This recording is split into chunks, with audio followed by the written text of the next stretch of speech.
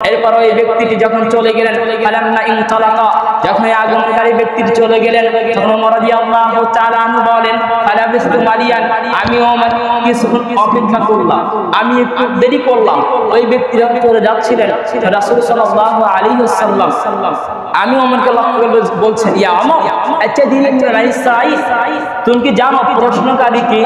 যে ব্যক্তি এতক্ষণ ধরে আমাদেরকে দীর্ঘক্ষণ ধরে ঈমান কি, ইসলাম কি, ইহসান কি, কিয়ামতের আলামত কি, এই যে এতক্ষণ ধরে আমাদেরকে একটার পর একটা প্রশ্ন করতেছিল, তুমি কি জানো এই ব্যক্তি কে? ওমর ইবনে খাত্তাব রাদিয়াল্লাহু তাআলা আনহু বলেন, কুলতু আল্লাহু রাসূল আ'লাম, আমি বললাম আল্লাহ এবং তার নবী ভালো জানেন। সুবহানাল্লাহ। কি বললেন? আমি বললাম এই বিষয়ে আমার কোনো জ্ঞান নেই, আল্লাহ এবং তার নবী ভালো জানেন। এখানে একটা লক্ষণীয় বিষয় দেখি, ওমর রাদিয়াল্লাহু তাআলা এত বড় একজন সাহাবী, তাকে আল্লাহ নবী সাল্লাল্লাহু আলাইহি ওয়াসাল্লাম বলছেন তুমি কি জানো যে এই ব্যক্তিকে? তো তিনি জানেন না, দেখে কি বললেন যে আল্লাহু আ'লাম, আল্লাহ রাসূল আ'লাম, আল্লাহ এবং তার নবী ভালো জানেন। আমাদের সমাজে কি জানা একটা হয়েছে যে আমাদেরকে কোনো একটা প্রশ্ন করা হয়, আমাদের হুজুরদের কথাই বলতেছে।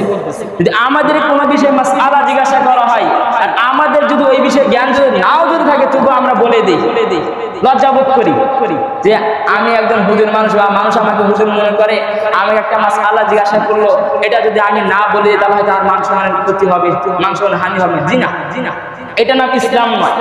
আপনার যেটা জানা থাকবে না আপনি বলে দিবেন, আমি পরে মুতালা করে এসে কোরআন হাদিস দেখে এসে আপনাকে বলবো কিন্তু আমার জানা নেই। এটা লজ্জাবোধের কোনো কাজ নেই এখানে।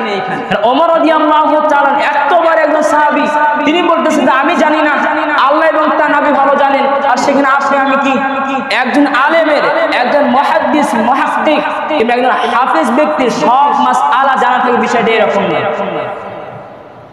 কেন আল্লাহ সুবহানাহু ওয়া তাআলা কি বলেন, ফাসআলু আহলা যিকরি ইন কুনতুম লা তা'লামুন, তোমরা জিজ্ঞাসা করো যারা জানে তাদের নিকটে, যদি তোমাদের কোনো বিষয় না জানা থাকে তারা যারা জানে তাদের জিজ্ঞাসা করো, বিল বাইয়িনাতি ওয়াস সুবুর, দলিল প্রমাণ সহকারে।